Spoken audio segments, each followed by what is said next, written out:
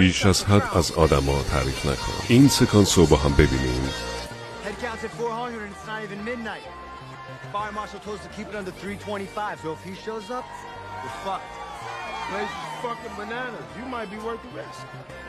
اینجا یکی از کارکنانش کارشو عالی انجام داده، اما دقت کن که گوست چطور واکنش نشون میده. نمیگه تو بهترین نیروی منی، فوق‌العاده بودی، محشر کار کردی. فقط میگه شاید سرت به تنت بیارزه. چرا این مهمه؟ ماکیاولی در شهریار میگه یک فرمانروا باید در ستایش و سرزنش زیر دستان خودش محتاط باشه. ستایش بیش از حد اونها رو مغرور میکنه و سرزنش مداوم انگیزه رو از بین میبره. تعادل کلید کنترله. آدمای قدرتمند تاییدشون رو ذره ذره میدن، نه یه دفعه و بی حساب. اگه کسی احساس کنه که به نهایت رضایت تو رسیده، انگیزه‌ای برای تلاش بیشتر نداره. پس تعریف و کنترل کن، چون آدما برای گرفتن تایید بیشتر عملکرد بهتری ارائه میدن.